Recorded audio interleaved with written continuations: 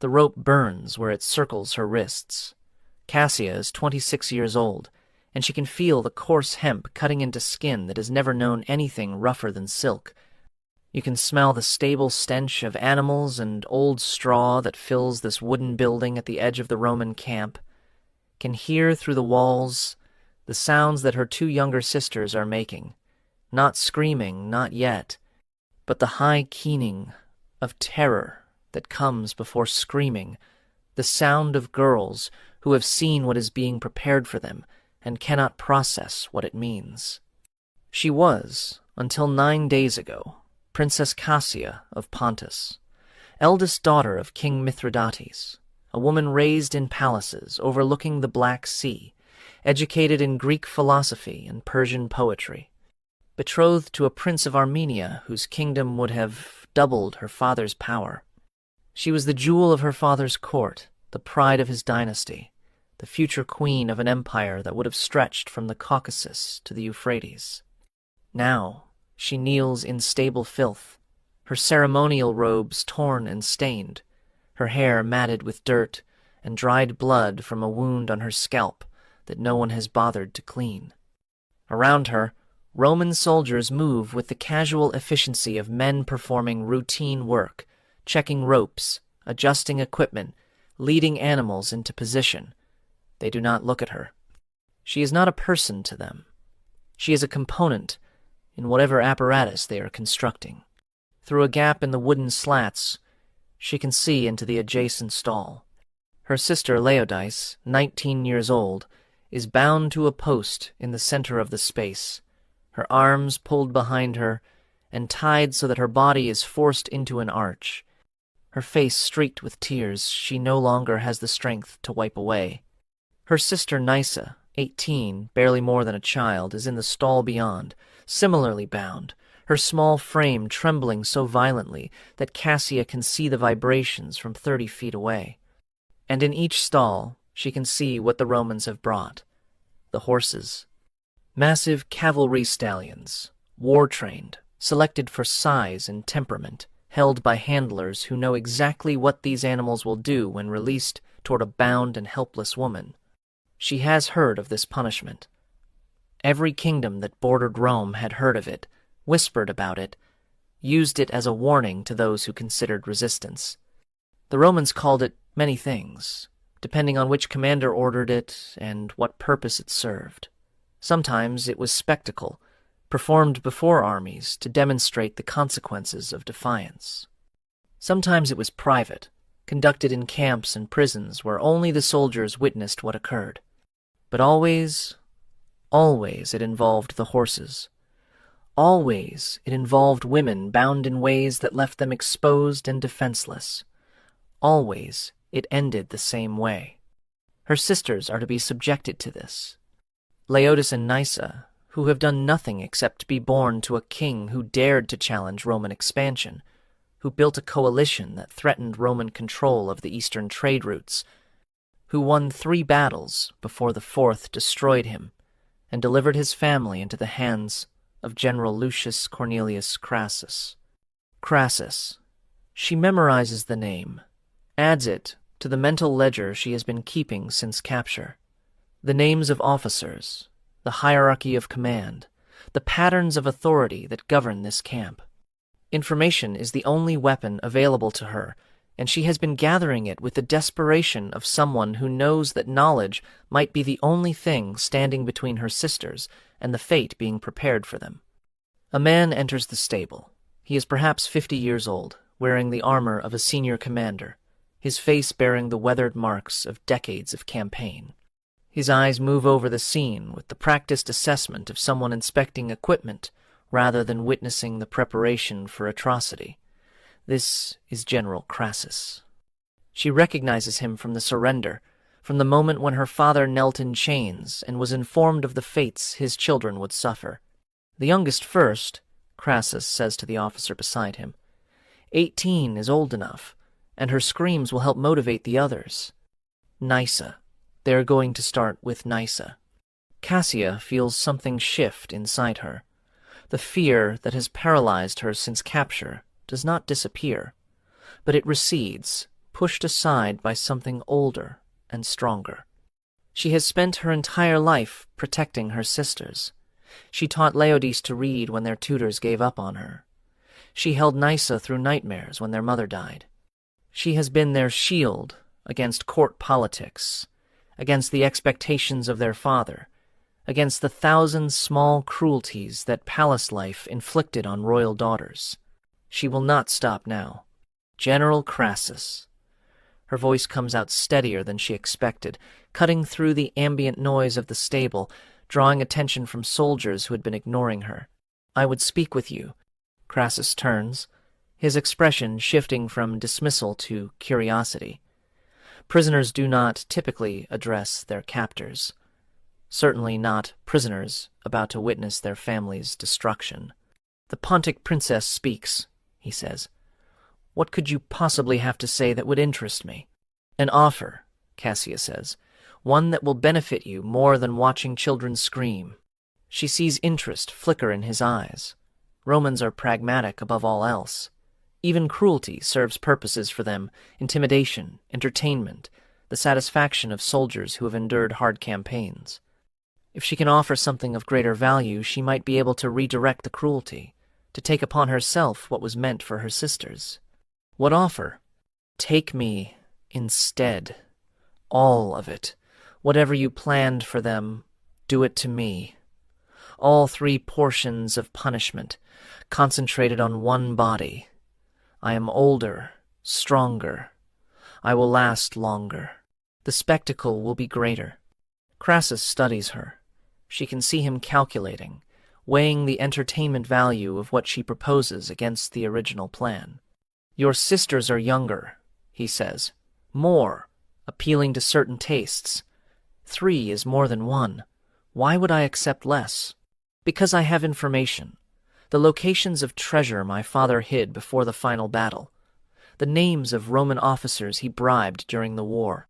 The routes of the supply networks he established with Parthia. She is gambling now, mixing truth with fabrication, hoping that greed will override other appetites. Give me my sister's safety, genuine safety, not death in a different form, and I will give you everything I know. I could torture the information from you. You could try, but I was raised in a court where poison was served at every meal and assassination was casual conversation. I know how to die quickly when I choose to. Torture me, and you will get nothing. Accept my offer, and you will get intelligence that will make your career and wealth beyond what this campaign has already provided. She watches him process this, watches the calculation happen in real time. Romans are not sentimental, but they are ambitious, and ambition can be leveraged. The horse, he says slowly. You understand what you are offering to endure. I understand. It will not be quick. It will not be private. My officers have earned entertainment, and I will not deny them. I understand. And your sisters will watch. That is part of the arrangement. They will watch what you endure for them, and they will know what they have been spared. Cassia feels her stomach revolt at this addition, but she forces herself to nod. If they are truly spared, if they are given safety afterward, genuine safety, not slavery, not being sold, not being given to soldiers, what would you consider genuine safety? Send them to Rome, to the household of someone who will treat them as guests rather than slaves. Let them live out their lives in comfort, even if it is comfort in exile. This is what I am buying with what you are about to do to me. Crassus is silent for a long moment. Then he smiles, and the smile is worse than anything she has seen from him so far. You love them, he says. Truly love them. That is rare in royal families. Most would sell their siblings for an extra hour of comfort. My sisters are the only family I have left. My brothers were killed in battle. My father will be executed after the triumph. My mother died years ago. Laodice and Nysa are everything. Then we have a bargain. He turns to the officer beside him. Release the younger 2 from their preparations. Bring them here to witness, and prepare the eldest for extended use. The words land with physical weight. Extended use. She knows what that means. Not a single horse, not a single session, but multiple animals, multiple days. Whatever duration Crassus decides will provide adequate entertainment for his officers. But Laodice and Nysa will live. They will be safe. They will grow old in Rome while she endures whatever is coming. It is enough. It has to be enough. What you are about to learn has been deliberately obscured by 2,000 years of historical sanitization. The Romans who wrote the histories that survived were not interested in documenting what happened to the daughters of defeated kings. They mentioned triumphs and victories, recorded the names of conquered monarchs, noted the treasure that flowed into Roman coffers. But the women, the princesses and queens, who were captured alongside their fathers and brothers, were reduced to footnotes, mentioned only as parts of the procession, their ultimate fates left unspecified. Tonight you will learn what those unspecified fates actually were. You will learn about the punishment that Roman generals reserved for royal women who represented conquered dynasties, the methods designed not merely to destroy individuals, but to annihilate bloodlines, to demonstrate so completely Rome's dominance that no one would ever again think resistance was possible. You will learn about the role of animals in Roman punishments, why certain methods were chosen for certain victims, what purposes the spectacle served beyond mere cruelty. You will learn about the hierarchy of suffering, why some captives were killed quickly, while others were subjected to prolonged degradation, what determined which fate a prisoner received. You will learn about the women who chose to endure these punishments to protect others, the mothers who bargained their bodies for their children's lives, the sisters who took upon themselves what was meant for siblings, the impossible arithmetic of sacrifice that Roman captivity forced upon its victims. You will learn why Cassia made the choice she made, what happened during the days that followed her bargain, and what became of the sisters she was willing to destroy herself to protect. Subscribe if you want to understand what Roman victory actually meant for those who experienced it as defeat. Comment below telling me where you are watching from. Because Cassia is about to be prepared for what she agreed to endure, and I am going to tell you exactly what that preparation involved. But before I describe what happened to her in that Roman camp, I need to take you back. I need to explain why this punishment existed, what function it served in Roman military culture, and why generals like Crassus believed it was not merely acceptable but necessary. Because you cannot understand what Cassia endured without understanding the system that made her suffering useful. The Roman punishment involving horses was not random sadism. It was calculated terror, designed to serve specific military and political purposes. Rome's eastern conquests had created a problem. The kingdoms of Asia Minor, Pontus, Bithynia, Cappadocia, Armenia were not like the tribal societies Rome had conquered in Gaul and Hispania. They were sophisticated civilizations with long histories, established dynasties, populations that remembered independence and resented subjugation. Conquering these kingdoms was relatively straightforward. Keeping them conquered was far more difficult. The solution that Roman commanders developed was spectacular violence, not merely defeating enemies, but annihilating them so completely that resistance became psychologically impossible. This meant destroying not just armies, but symbols, burning temples, melting down sacred objects, and most importantly, degrading royal families in ways that stripped them of any remaining dignity or claim to leadership. Royal women were particularly important targets because of what they represented. In the ancient world, dynasty continued through women as much as men. A captive queen might be ransomed and bear sons who would claim their grandfather's throne. A captive princess might be married to a rival king who would use her bloodline to legitimize his own claims. Even as prisoners, royal women remained potential threats to Roman control.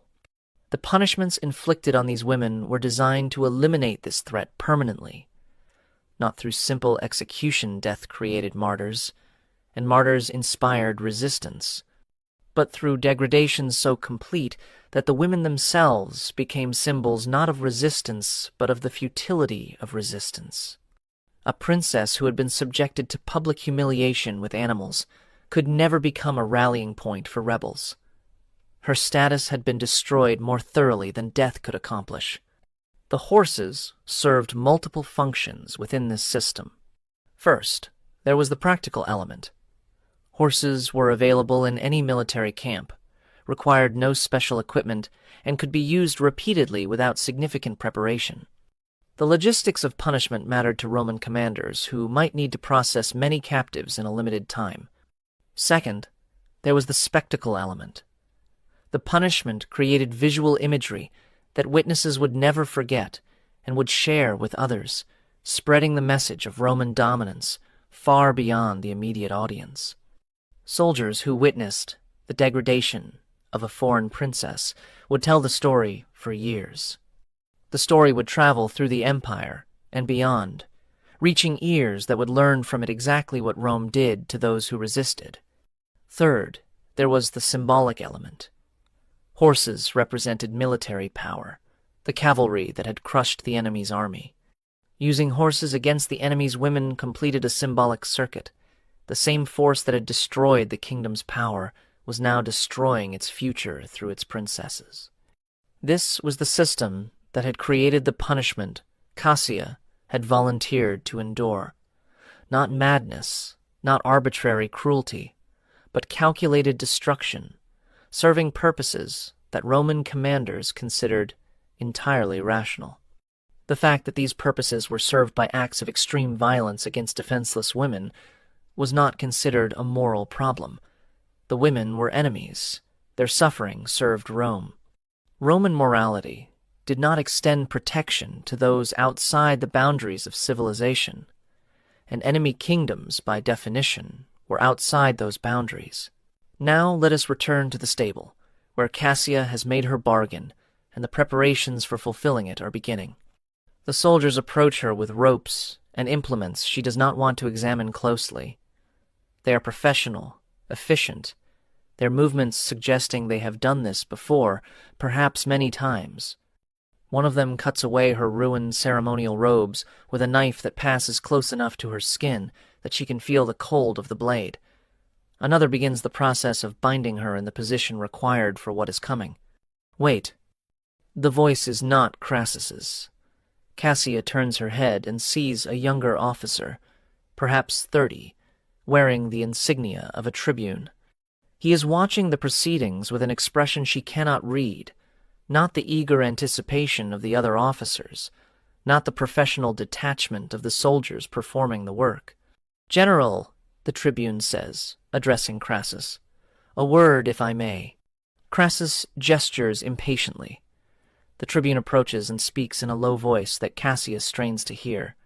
"The intelligence," she mentioned, "the hidden treasury locations. If she dies too quickly, or if her mind breaks before we can extract the information, we lose that value." She agreed to give the information in exchange for her sister's safety. She agreed under duress, facing the immediate prospect of watching her sisters suffer. People say anything in such circumstances. If we want reliable intelligence, we need her coherent, cooperative, believing that her cooperation serves her goals. Crassus considers this. Cassia watches the calculation happen again, the weighing of entertainment against practical value. "What do you suggest?" "Delay the intensive measures. Begin with something that demonstrates we are serious, but preserves her capacity to provide information. Extract what she knows. Verify what can be verified. Then proceed with whatever entertainment you deem appropriate. And her sisters. Keep them safe, but keep them present. Her cooperation depends on believing we will honor the bargain.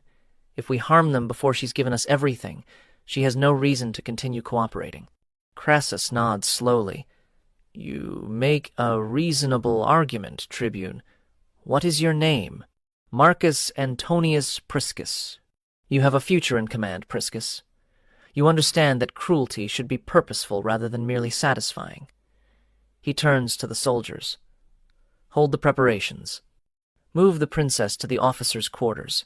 We will extract her intelligence before proceeding with the entertainment. Cassia feels a complex wave of emotion relief, that the immediate horror has been delayed, terror at what intensive measures still implies, and something else when she looks at the tribune who intervened. Not gratitude exactly. She is not naive enough to think he acted from kindness, but recognition, perhaps. Recognition that he is someone who calculates, who thinks beyond immediate satisfaction, who might be useful. She files his name away. Marcus Antonius Priscus. Another piece of information for her ledger. The officers' quarters were a tent at the center of the camp, furnished with the comforts that senior Romans expected even on campaign. Cassia sat on a stool before a table where Tribune Priscus had arranged writing materials, papyrus, ink, a map of the region that she recognized as reasonably accurate. Her sisters had been taken to a different tent, guarded but not bound, with orders to keep them comfortable. She had seen them briefly as she was led across the camp. Laodicea's face, still tear-streaked but no longer frozen in terror. Nysa clinging to her sister's arm with the desperate grip of a child who has seen too much. They were alive. They were safe, for now. Everything else she could endure. The hidden treasury, Priscus said. Start there. Cassia had spent 9 days preparing for this moment. During the journey to the camp, during the hours of captivity before the stable, she had been constructing a web of truth and fiction, real information mixed with plausible lies, designed to keep her valuable as long as possible. My father had 3 primary treasury locations, she began. The first was at Sinope, in a vault beneath the temple of Poseidon. This one the Romans have already found. I know because I saw your soldiers loading the gold onto ships during my transport. Priscus nodded. This was verifiable information, establishing her credibility. The second was at Amisos, in a cave system, 3 miles east of the city. The entrance is concealed behind a waterfall. Inside, there are approximately 400 talents of silver and 200 talents of gold, plus gems that have not been appraised. You know the exact location? I visited it twice with my father. I can draw a map. She took the pen and began sketching, her hand steady despite the terror still coiling in her stomach. The treasury at Amisos was real. Her father had shown her the location as part of her education in dynastic resources. Giving it away felt like betrayal, but betrayal of a kingdom already destroyed was a small price for her sister's survival. And the third? The third is more complicated. Here she began weaving in the fiction. My father established it in cooperation with Parthian allies, in a location east of the Euphrates. I know the general region, but not the specific site. That information was held by my brother Macares, who died at the Battle of Kabira. Priscus studied her. You are saying the third treasury may be beyond recovery. I am saying that recovering it would require negotiation with Parthia, which may be more valuable to Rome than the gold itself. I know the names of the Parthian officials my father worked with. I know the terms of their agreements. This intelligence could be used to approach them, or to expose them to their own king as Roman sympathizers. She was improvising now, building structures of partial truth that would take time to verify or disprove. Every day spent verifying was a day her sisters remained safe, a day she remained valuable, a day the worst punishments remained delayed. The bribed Roman officers, Priscus said. You mentioned those as well. I did, but that information is more sensitive. If I give you names and those officers learn they have been exposed, they become dangerous to you, to General Crassus, to anyone who might testify against them. You are bargaining. I am protecting my value. Once I have given you everything, I have nothing left to trade. My sister's safety depends on my continued usefulness. Priscus looked at her with something that might have been respect. You are smarter than most captives. I was raised to rule a kingdom. I was educated by the finest tutors my father could hire. I speak 6 languages, understand 3 systems of law, and have read more history than most of your senators. She met his eyes directly. I am exactly as smart as you would expect a princess of Pontus to be. The question is whether you are smart enough to use that intelligence rather than destroy it. A long silence. Then Priscus smiled, and the smile was not cruel, merely calculating. I will speak to General Crassus, he said. Continue working on the map to Amisos. We will resume tomorrow. He left her alone in the tent, guards posted outside, but no one watching her directly. She continued drawing the map, making it detailed enough to be useful, accurate enough to withstand verification. And while she drew, she thought about Marcus Antonius Priscus, about what he wanted, about how she might use him to protect her sisters. He was ambitious. She had seen it in the way he had interrupted Crassus, inserting himself into a situation where he had no official role. He wanted advancement, recognition, the career benefits that came from association with successful commanders. She could give him those things. The intelligence she possessed could make his career if he was the one who delivered it to Rome.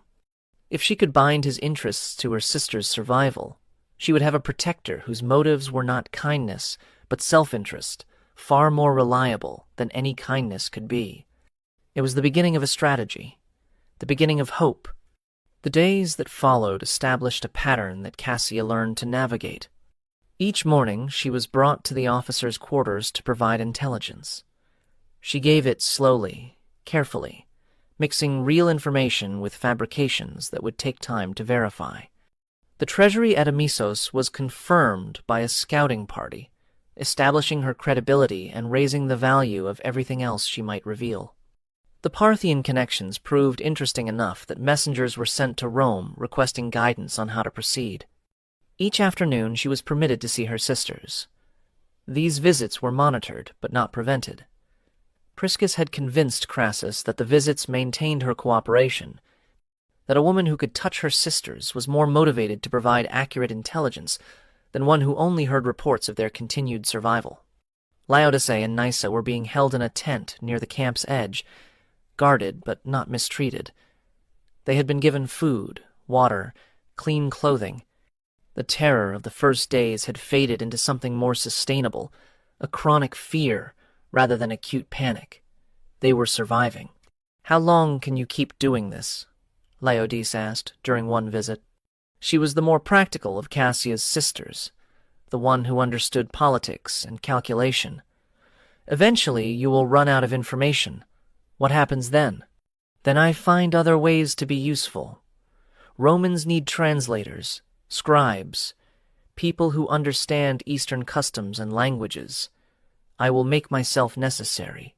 And if you can't, then I will have bought you enough time to reach Rome, to establish yourselves, to find protectors among the Roman families who collect Greek-educated companions. You are beautiful and educated and royal. There are Romans who will value that. At what cost to you? Cassia did not answer immediately. The cost had been made clear, delayed, but not cancelled. Crassus still intended to fulfill the original purpose of the punishment. He simply intended to do it after she had provided all her useful intelligence. It does not matter what happens to me, she said finally. It only matters that you survive. That is not true. You matter. What happens to you matters. Not to Rome. And we are in Rome's power now.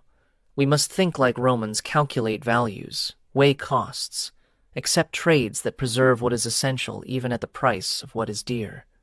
Nysa, who had been silent during this exchange, suddenly spoke. I don't want to survive if it means you suffer. I would rather die with you than live knowing what you endured for us. The words hit Cassia like a blow. Her youngest sister, the one she had protected since infancy, was offering to share her fate rather than accept salvation at its price. No, Cassia said, her voice harder than she intended. You do not get to make that choice. I have already made it for you. You will survive. You will grow old. You will remember me as someone who loved you enough to do what was necessary. And you will not waste that gift by dying out of misplaced solidarity. Nysa began to cry. Cassia held her, stroking her hair, murmuring the same comforting sounds she had made when Nysa was a child with nightmares. But the comfort she offered was different now. It was not reassurance that everything would be fine. It was the harder comfort of accepting that everything would not be fine, that survival required enduring what could not be changed. 3 weeks into her captivity, Cassia received unexpected news. Tribune Priscus came to her quarters with an expression she had not seen before, not calculating, not professional, but something that looked almost like excitement. "Orders from Rome," he said. "The Senate has taken an interest in your intelligence about Parthia. They want you transported to Rome for further interrogation." "Interrogation?" "A formal inquiry. Senators will question you about the Parthian connections, the eastern trade routes, everything you know about the political situation beyond the Euphrates. If your information proves valuable, there will be rewards, not freedom, exactly, but improved conditions, status as a source rather than a prisoner." Cassia processed this. Transportation to Rome would mean leaving the camp, leaving the immediate control of Crassus, entering a different system with different rules. "My sisters? They will travel with you. The Senate specified that your cooperation depends on their well-being. They understand the arrangement. And General Crassus, he had plans for me." Priscus's expression shifted slightly. "The general has been informed that your intelligence value exceeds your entertainment value. He is not happy, but he is Roman enough to accept senatorial authority. He will find another way to hurt me." "Perhaps, but not immediately, and not here. In Rome, you will have other protectors, other interests competing for your value. The immediate danger has passed." Cassia should have felt relief. Part of her did feel relief, but she had learned to distrust good news, to look for the traps hidden within apparent salvation. "What do you gain from this?" she asked Priscus. "You arranged this. You intervened with Crassus. You advocated for my value. You sent communications to Rome that prompted this interest. What is your purpose?" Priscus looked at her with something approaching admiration. "You truly do understand politics. I was raised in them. I gain advancement. The senator who is most interested in your Parthian intelligence is a patron of my family. If I deliver you to him as a valuable source, my career benefits. If your information proves accurate, my judgment is vindicated. If it helps Rome's eastern strategy, I share in the credit. So I am a gift you are giving to advance yourself. You are an opportunity we are both exploiting. You want your sisters safe. I want career advancement. Our interests align. This is how alliances work." Cassia considered this. Priscus was not pretending to be her savior. He was not claiming kindness or sympathy. He was simply acknowledging the transaction that connected them, the mutual benefit that made cooperation possible.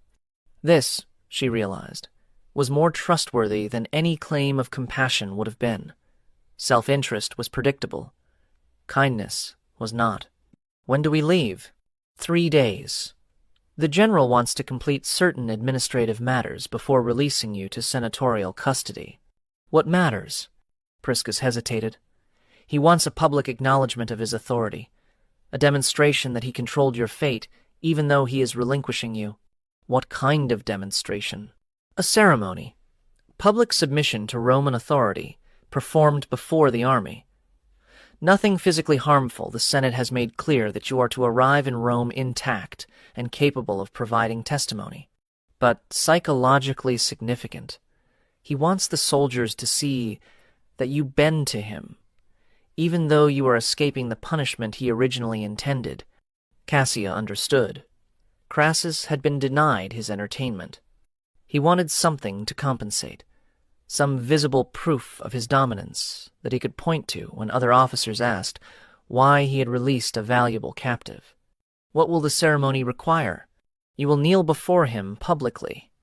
You will speak words of submission that he will provide.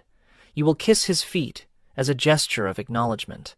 Your sisters will witness this, as will the entire camp."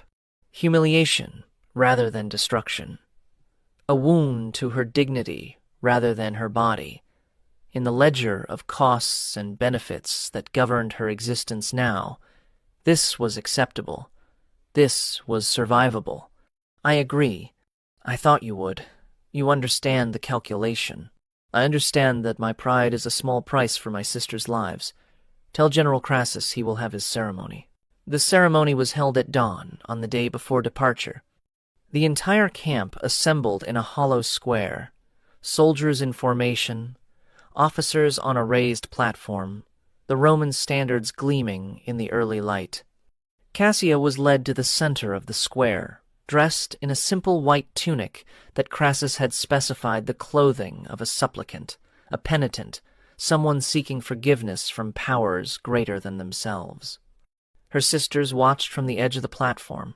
She had prepared them for what they would see, had explained that the humiliation was strategic, that bending allowed them to avoid breaking. Laodicea had understood immediately. Nysa had wept, but had promised not to interfere.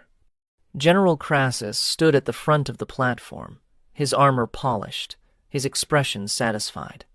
He had lost the punishment he wanted, but he was gaining something almost as valuable, a public display of dominance over a foreign princess, proof that Rome's power reduced even royalty to groveling submission. "Princess Cassia of Pontus," he announced, his voice carrying across the silent square. "You stand before Rome as representative of a kingdom that defied Roman authority, that challenged Roman power, that dared to believe it could resist Roman will. Your father is in chains. Your brothers are dead. Your kingdom is a Roman province, and you, the last heir of your dynasty, come before us to acknowledge the truth that your family refused to accept." He paused, letting the words settle over the assembled soldiers. "Speak your submission." Cassia had been given the words the night before.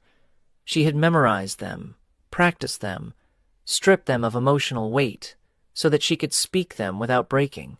"I, Cassia of Pontus, acknowledge that I have no kingdom, no throne, no authority except what Rome permits.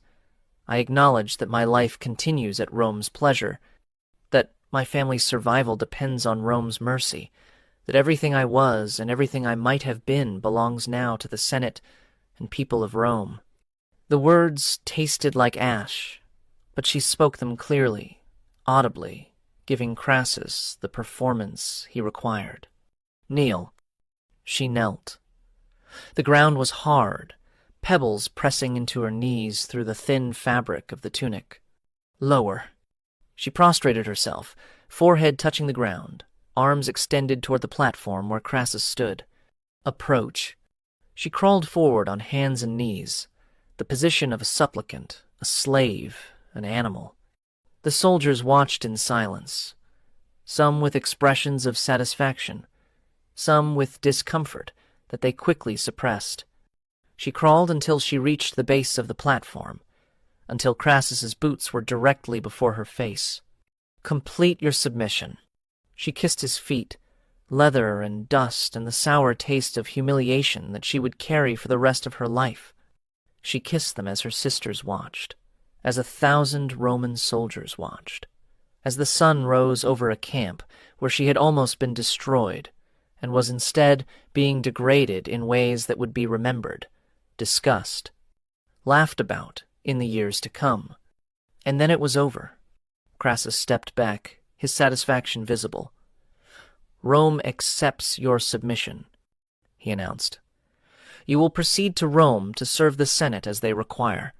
Remember what you have done here today. Remember that you live because Rome permits it." She was lifted to her feet by soldiers who handled her impersonally, returned to her sisters, whose faces showed the horror she had warned them to expect. She did not cry. She did not show any emotion that might suggest the ceremony had affected her.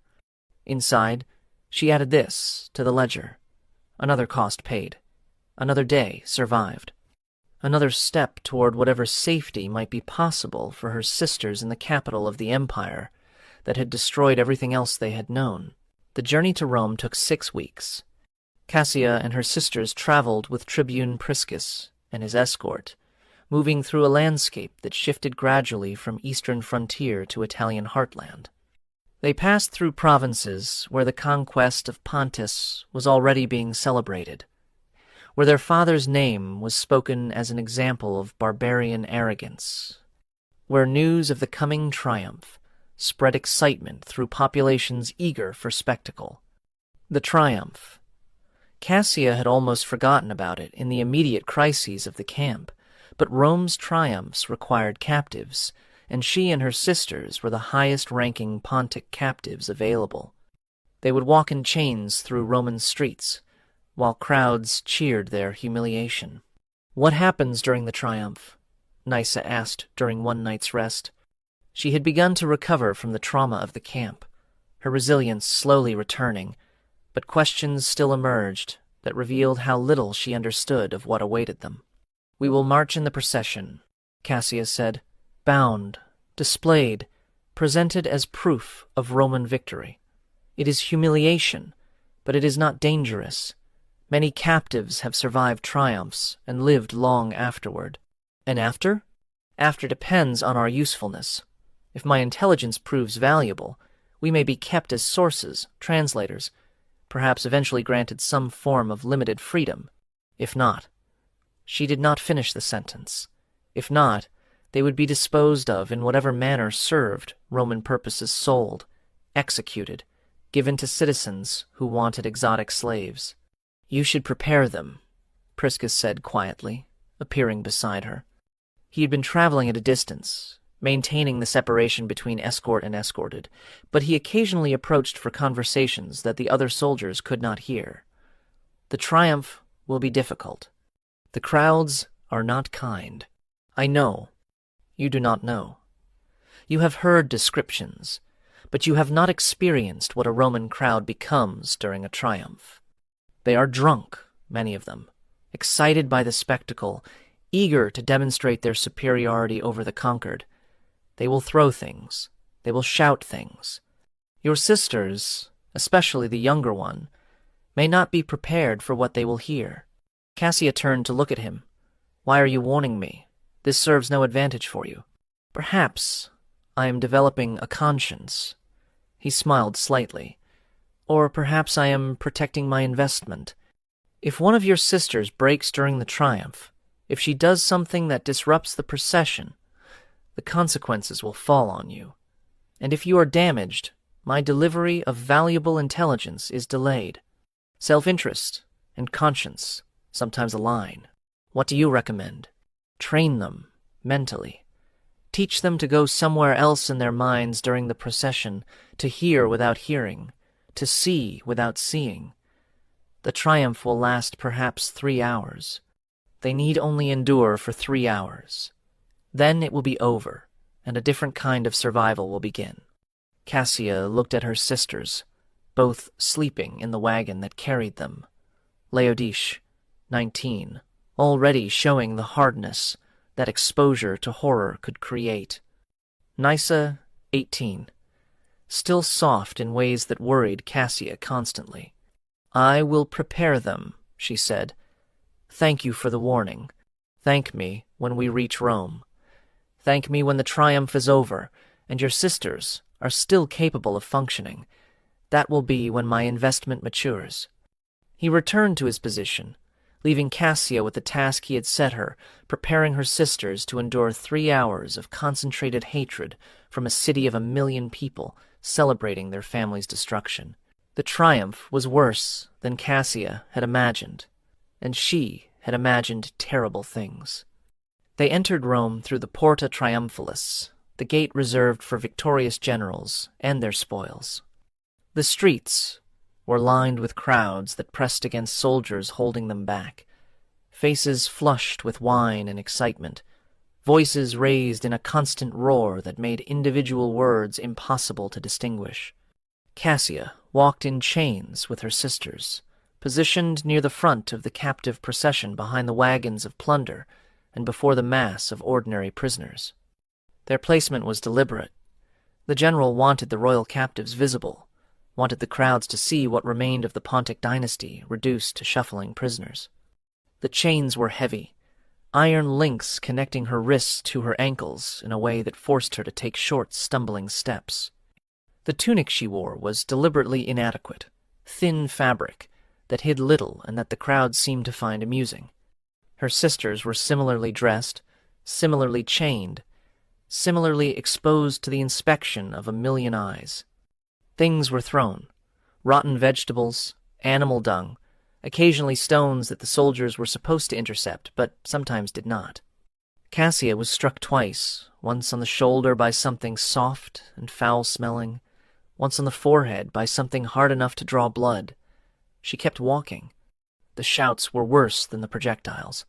The things the crowd called her, the things they promised to do to her sisters, the graphic descriptions of punishments that some voices screamed with obvious enthusiasm.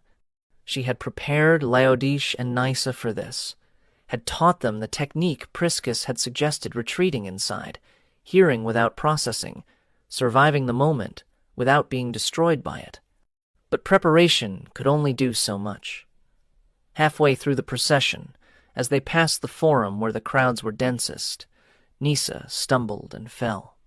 The chains made it impossible to rise gracefully. She sprawled on the paving stones, and the crowd roared with delight at this display of foreign helplessness. Cassia moved immediately. The chains connecting her to her sisters gave her just enough range to reach Nysa, to crouch beside her, to help her rise. A soldier approached with a whip, ready to encourage faster movement. But Cassia placed herself between the whip and her sister. "She walks, or I do not walk," Cassia said. "And if I do not walk, your general loses his prize captive, and someone will answer for it." The soldier hesitated, calculating. The procession was slowing, the crowd's attention focusing on this small drama. Finally, the soldier lowered his whip and gestured for them to continue. Cassia supported Nysa for the rest of the procession, half carrying her sister through streets that seemed endless, past crowds that never tired of their hatred. Laodice moved to her other side, lending what support she could, the three of them forming a unit that moved together, supported each other, refused to be separated. This was what Cassia was protecting. Not just their lives, but this, the connection, the sisterhood, the love that the Romans were trying to destroy along with everything else. As long as they could still support each other, they had not been completely defeated. The triumph ended at the temple of Jupiter Capitolinus, where General Crassus received the formal acknowledgement of his victory. The captives were led away to holding cells beneath the temple, while the celebration continued above them. In the darkness of that cell, with her sisters pressed against her on either side, Cassia allowed herself to feel what she had suppressed during the procession: the humiliation, the degradation, the raw hatred of a million voices wishing her harm. It crashed over her in waves, and for the first time since her capture, she wept. But she wept silently. Her sisters needed her to be strong, needed her to represent hope that survival was possible. She would not burden them with her own despair. When morning came, she would be strong again. When morning came, she would face whatever the next phase of captivity required. For now, in the darkness, she could grieve for everything they had lost. The years that followed the triumph were a different kind of survival. The Senate's interest in Cassia's intelligence proved genuine and sustained. She was housed in the residence of Senator Marcus Caecilius Rufus, the patron of Priscus's family, in conditions that were comfortable by captive standards. She had her own room, servants who attended her, food that was adequate and sometimes better than adequate. Her sisters were kept with her, the three of them forming a small Pontic household within a Roman mansion. In exchange for these conditions, Cassia provided everything she knew about Parthia, about Eastern trade routes, about the complex web of alliances and enmities that characterized the world beyond the Euphrates. She met with senators and military planners, answered their questions, drew maps, explained customs that Roman observers had misunderstood. She became gradually valuable in ways that went beyond her initial intelligence. Her education proved useful. She could translate documents, compose letters in 6 languages, explain the nuances of Eastern diplomatic protocol that Romans found baffling. Senator Rufus began bringing her to meetings, using her as an interpreter and advisor for visitors from the Greek-speaking East. Her sisters adapted to different roles. Laodice, with her practical intelligence, became skilled in household management, eventually overseeing the domestic arrangements for Senator Rufus's extended family. Nysa, who had nearly broken during the triumph, discovered a talent for music. Her voice and her skill with the lyre made her a valued entertainer at the dinners where Roman elites gathered. They were not free. They were captives living comfortable lives at their master's pleasure, their survival dependent on continued usefulness. But they were alive. They were together, and each year that passed without disaster seemed to confirm that the worst was behind them. Tribune Priscus, now Legate Priscus, his career advancing exactly as he had planned, visited occasionally. His relationship with Cassia had evolved into something difficult to categorize. Not friendship, exactly. Not patronage in the traditional sense. Something between, built on mutual recognition of each other's intelligence and mutual benefit from continued association. "You have done well," he observed during one visit, 5 years after the triumph. "Many captives in your position are destroyed within the first year. You have not merely survived, but established yourself." "I have established my usefulness," Cassia corrected. "That is not the same as establishing myself." "Perhaps not. But usefulness is what Rome values. You have learned to provide it. I learned because the alternative was watching my sisters destroyed. Every skill I have developed, every service I have provided, has been for them." Priscus studied her. "You truly made that bargain. In the camp, when Crassus intended the punishment, you would have endured it." "Yes. Do you regret that it was not necessary?" "Some would say the uncertainty of delayed punishment is worse than the certainty of immediate suffering." Cassia considered the question. She had thought about it many times over the years, wondering what would have happened if Priscus had not intervened, if her intelligence had not proved valuable, if the original purpose had been fulfilled. "I do not regret avoiding the horses," she said finally, "but I do not consider myself saved either. I have traded one form of destruction for another. The punishment Crassus intended would have destroyed my body. The survival I have achieved has required destroying other parts of me. My pride, my identity as a princess, my sense that I control my own existence.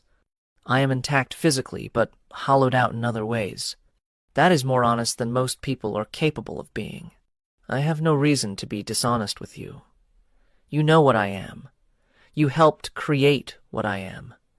We can speak plainly to each other because we are both complicit in my transformation." Priscus did not dispute this.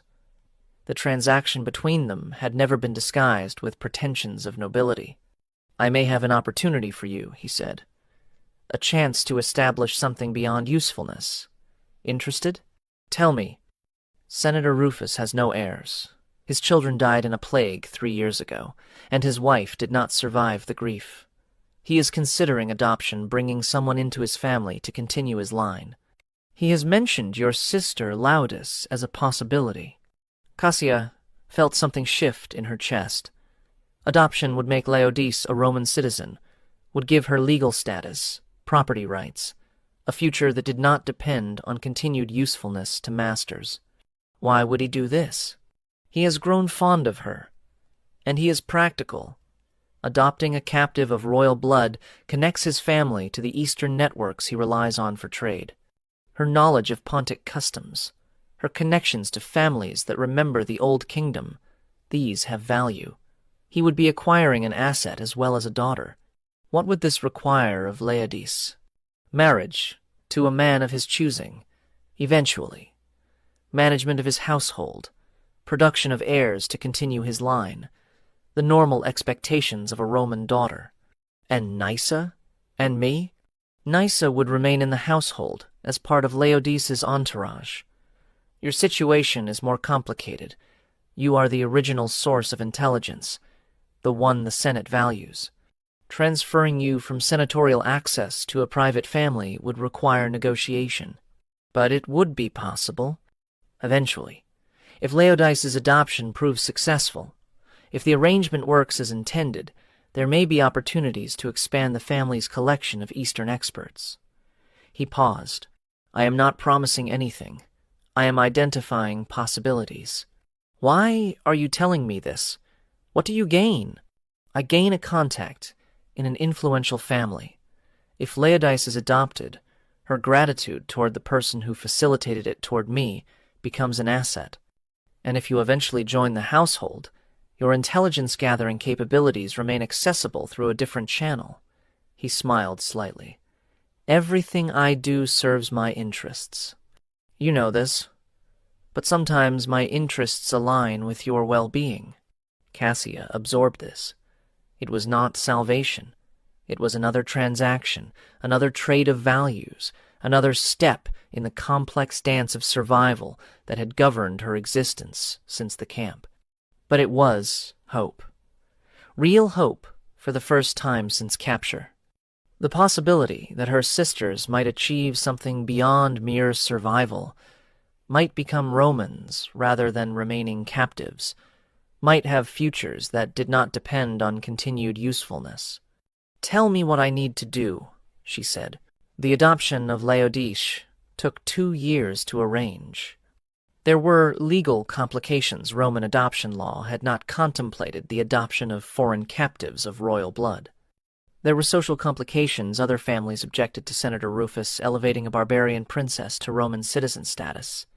There were political complications. Some senators worried that giving citizenship to members of a defeated dynasty might create precedents that would be exploited later. Cassia navigated these complications with skills she had never imagined developing. She cultivated relationships with influential wives, providing fashion advice and cultural knowledge that made her valuable in the feminine networks that influenced Roman politics from behind the scenes. She provided intelligence that helped Senator Rufus's allies in their various schemes. She became gradually a presence in Roman society that was difficult to categorize but impossible to ignore. And she protected her sisters throughout. When a rival family attempted to have Laodice accused of practicing Eastern magic, Cassia produced evidence that discredited the accusers. When a young Roman noble developed an unhealthy interest in Nyssa, Cassia arranged for him to be distracted by a different target. When rumors circulated that the Pontic sisters were spies for Parthia, Cassia fed counter-rumors that positioned them as valuable assets that Rome could not afford to lose. She had become, without quite intending it, a power in her own right, not the power of a princess, not the formal authority she had been raised to expect, but a different kind of power, the power of someone who understood systems, who could manipulate them, who had learned to survive by making herself necessary. The adoption was finalized in the spring of her 33rd year. Cassia watched as Laodice, now Caecilia Laodice, took the formal vows that made her a Roman citizen. She watched as her sister received the ring that marked her new status, as she was presented to Roman society as a daughter rather than a captive. Nyssa wept through the ceremony. Cassia did not. She had learned to suppress visible emotion years ago, but she felt something loosen in her chest that had been tight for 7 years. One sister saved, one transformation complete.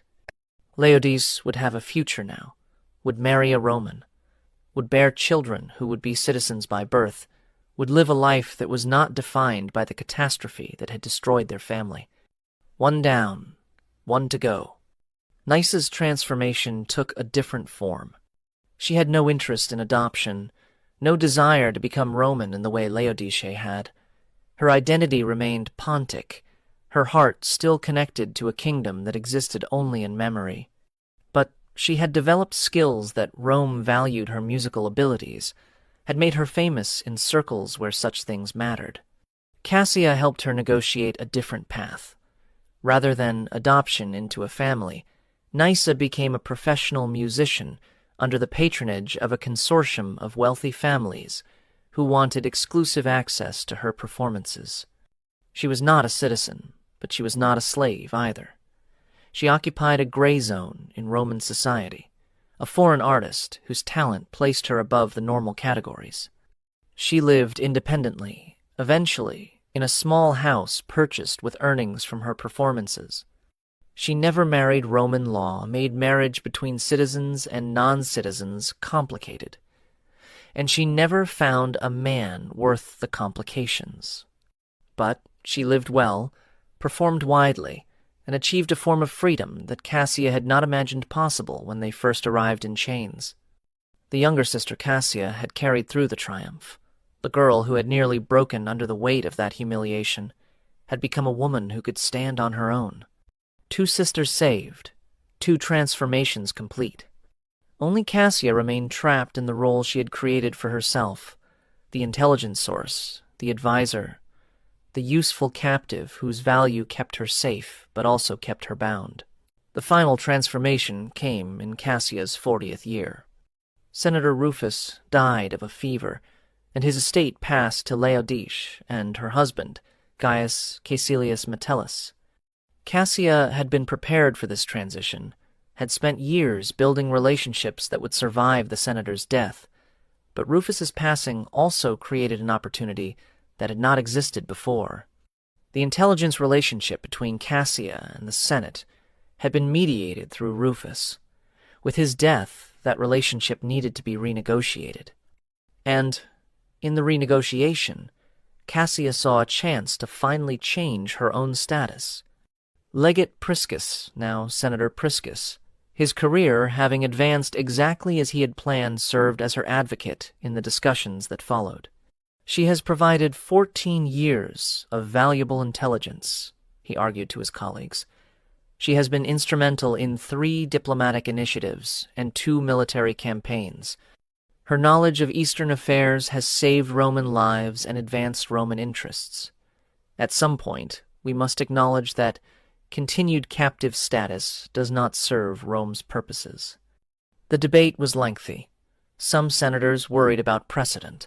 Others wanted to maintain leverage over Eastern contacts, who knew Cassia was technically still Rome's property. But Priscus had built alliances carefully, and the alliances held. On the summer solstice, 14 years after she had knelt in a stable, preparing to endure a punishment designed to destroy her, Cassia was granted formal freedom by act of the Senate. The ceremony was nothing like the triumph. No crowds, no chains, no humiliation. Just a formal acknowledgement in a marble chamber, witnessed by senators who had benefited from her intelligence and by sisters who had survived because of her sacrifice. Laodice, now a Roman matron with 3 children, wept openly. Nysa, the famous musician whose performances commanded the highest fees in Rome, held Cassia's hand throughout the ceremony with a grip that said everything words could not. And Cassia, for the first time in 14 years, allowed herself to feel something that was not fear or calculation or the grim determination of survival. She felt free. The years that followed were different. Cassia remained in Rome, where her skills still had value, but she worked now as a free consultant rather than a captive source. She advised senators, trained diplomats, wrote analyses of Eastern affairs that circulated among the powerful. She was respected, sought after, treated as an expert rather than a trophy. She never married. The years of captivity had left marks that did not show on the surface, but that made intimacy impossible to contemplate. She had given too much of herself away, had sacrificed too many parts of her identity to have anything left for a husband or children. But she had her sisters. Laodice's children called her aunt and visited regularly, filling her house with the noise and chaos of family she had never expected to have. Nysa performed at her dinner parties, their childhood connection transformed into adult friendship, the girl she had protected now, a woman she genuinely enjoyed. And she had the knowledge of what she had achieved. Not triumph, not glory, not the restoration of her family's kingdom, but survival, transformation. the successful protection of the people she had been willing to destroy herself to save. In her 63rd year, Cassia fell ill with a fever that the physicians could not treat. She knew with the clarity that approaching death sometimes brings that she would not recover. Her sisters came to her bedside. Laodice, now a grandmother herself, gray-haired and dignified in the Roman manner she had adopted. Nysa, still performing despite her age, still bearing the grace that had made her famous decades ago. "You saved us," Laodice said. "In that camp, when you bargained yourself for us, everything that came after the triumph, the adoption, the careers, the children, all of it began with your choice. I did what any sister would do. No, you did what only you could do. You saw the opportunity. You calculated the risks. You made the sacrifice. We are alive because you were willing to endure things that should have destroyed you." Nysa took her hand. "Do you regret it? Any of it?" Cassia considered the question. She thought about the stable in the camp, the ceremony before the army, the triumph through Rome's streets, the years of providing intelligence to people who saw her as a tool rather than a person. "I regret that it was necessary," she said finally. "I regret that we were born into a world where my choices were so limited, where sacrifice was the only way to save what I loved. But do I regret choosing to protect you? No, I would make the same choice again, 1,000 times, every time." She died that night, with her sisters holding her hands, in a house she owned, in a city that had learned to respect her. The funeral was attended by senators, diplomats, the children and grandchildren of people she had advised over decades. Her eulogy was given by a senator who had known her since the camp, who had watched her transform from captive to advisor to free woman. She survived, he said, because she understood that survival required sacrifice. She protected her sisters when no protection should have been possible. She served Rome while never forgetting who she had been, and she achieved, in the end, a dignity that those who conquered her kingdom could not have imagined granting to its princess. Laodice and Nysa stood together at the funeral, the sisters she had saved, the purpose that had sustained her through 14 years of captivity and 23 years of freedom. They lived long after her. Laodice died in her 82nd year, surrounded by children, grandchildren, great-grandchildren, who bore Roman names but knew the story of their Pontic heritage. Nysa lived to 90, performing until her voice finally failed, a legend in Roman musical circles, whose origins as a captive princess had been half forgotten by those who celebrated her art. But they never forgot Cassia. They told her story to their descendants, passed down the memory of what she had done, ensured that her sacrifice would be remembered long after the Senate's records had been lost. The princess who saved her sisters, the captive who protected what she loved, the woman who bargained with monsters and won. Remember, Cassia. Remember the princess who knelt in stable filth and offered herself for her sisters' lives. Remember that when she was presented with a horror designed to destroy everything she was, she did not beg for herself. She did not offer information to save her own body. She offered to take upon herself 3 times the punishment so that her sisters would be spared. Remember that this offer was not made from ignorance. She knew exactly what she was volunteering to endure. She knew what the horses would do.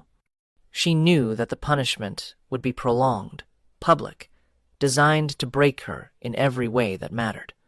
And she offered anyway, because her sisters' lives were worth more to her than her own intact body, because protecting them was more important than protecting herself, because some forms of love require sacrifices that destroy the one who makes them.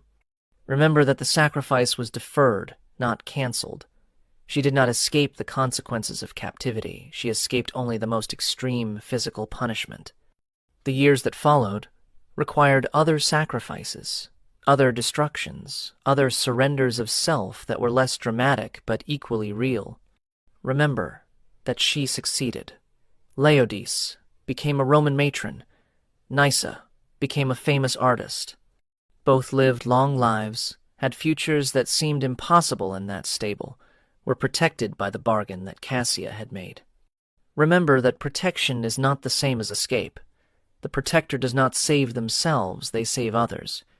And in saving others, they find a purpose that makes survival meaningful, even when it costs everything else. Remember the daughters of defeated kings. Not just Cassia, but all of them, the women who were captured alongside their fathers, who faced punishments designed to demonstrate Roman dominance, who made choices that the histories rarely record. Some were destroyed, some survived, some protected others at the cost of themselves. Remember them all. Subscribe if you want more hidden histories revealed. Comment below telling me where you are watching from. Share this video with anyone who thinks they understand Roman conquest from the stories of battles and generals. Because Roman conquest was not only the defeat of armies and the destruction of kingdoms, it was also Cassia, bargaining in a stable for her sisters' lives. It was also the triumph, where 3 women supported each other through streets filled with hatred. It was also the slow, painful work of rebuilding existence from the ruins of everything they had known. Remember what Roman generals did to the daughters of defeated kings. Remember what the daughters did to save each other. Remember Cassia,